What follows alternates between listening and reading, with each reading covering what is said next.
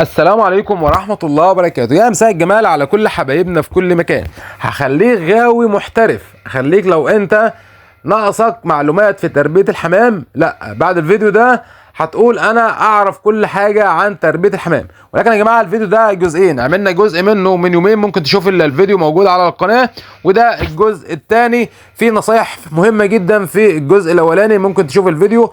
وطبعا الجزء ده برضه فيه نصايح ما تقلش اهمية عن الفيديو اللي فات. طيب طبعا اول نصيحة يا جماعة في الفيديو ده، لازم ان انت تختار سلالة الحمام اللي انت بتربيها.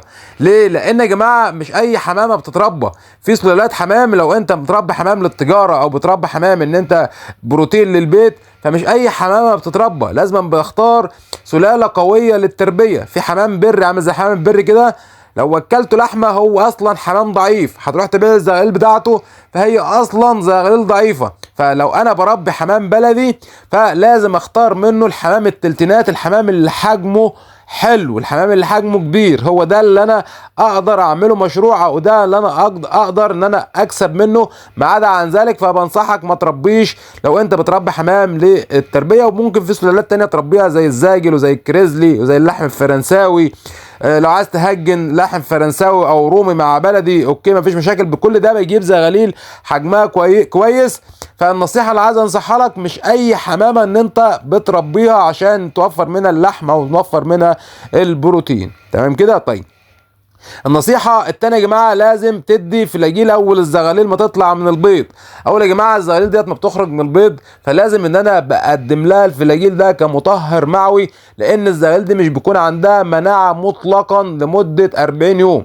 الزغاليل من ساعة ما بتطلع من عمر يوم لعمر 40 يوم مش بيكون عندها مناعة نهائي.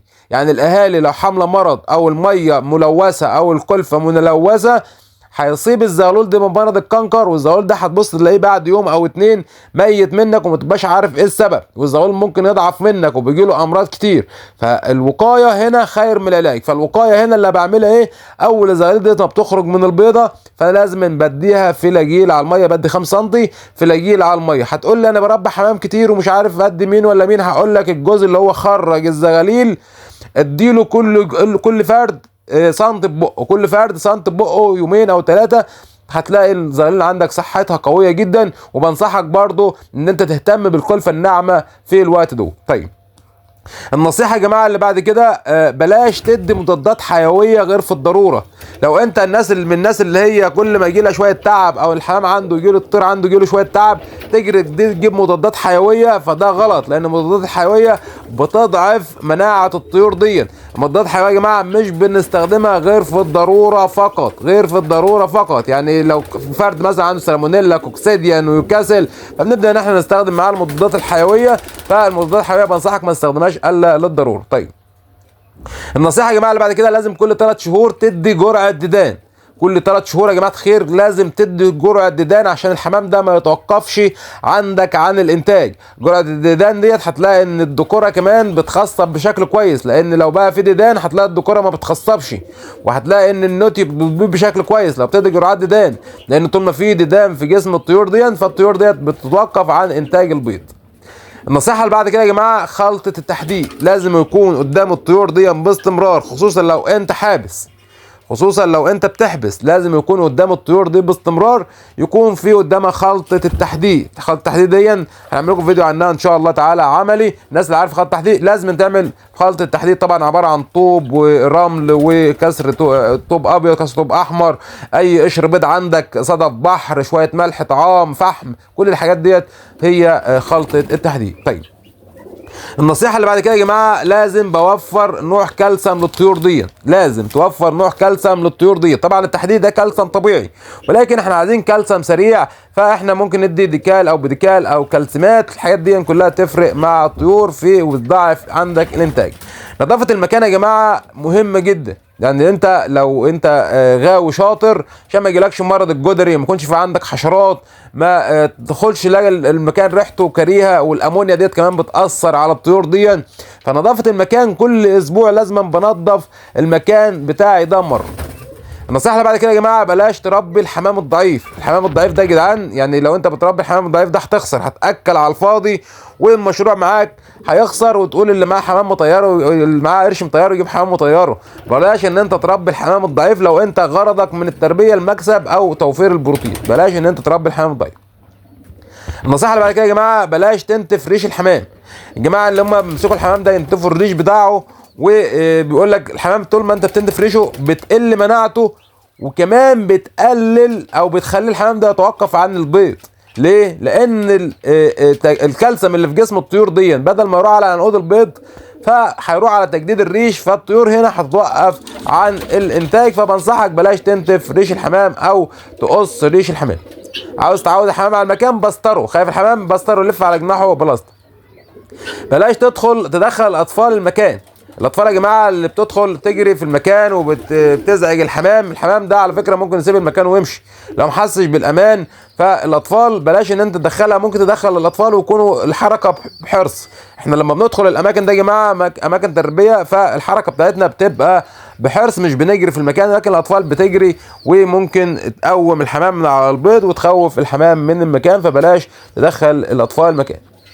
النصيحه اللي بعد كده يا جماعه، لازم يكون المكان امن من الفئران. ما يكونش عندك فئران، ما يكونش فيه قطه بتدخل المكان، ما يكونش فيه غراب، ما يكونش فيه بومه، ما يكونش فيه صقر. الحاجات دي كلها ممكن ان هي تخوف الحمام من مكانه وما تخلوش فيه انتاج ومفيش بيض، وخلي الحمام يهجر المكان اصلا، يخلي الحمام اصلا يهجر المكان. فخلي بالك من النقطه دي. النصيحه اللي بعد كده يا جماعه، بلاش جواز الحمام الخوات. تجاوز الحمام الخوات يا جماعه او تزاوج الحمام الخوات ده بينتج عنه زغاليل ضعيفه او بيسبب موت الاجنه داخل البيضه. فزواج الخوات انا بنصحك هنا بلاش تجوز اي حمام خوات، لان حمام الخوات التزاوج بتاعه زي ما قلنا بيجيب زغاليل ضعيف. حاول تجوز عشوش مختلفه. النصيحه اللي بعد كده يا جماعه، اوعى تكسر شوكتين الحمام. الناس اللي بتقول لك اكسر الشوكتين عشان الحمام يبيض بسرعه، ولما بتكسر الشوكتين الحمام ده بيخصب على طول، وبتلاقي الحمام ده بيبيض على طول. يا جماعه ممكن تسبب عقم للحمام. سبحان الله، الشوكتين اللي هم عند فتحه المجمع دولت موجودين عشان يعملوا توازن للبيضه لما بتنزل، فعشان تكسر الشوكتين ده فالكلام ده طبعا خطا وما هوش سليم نهائي، ممكن تعمل عقم للحمام.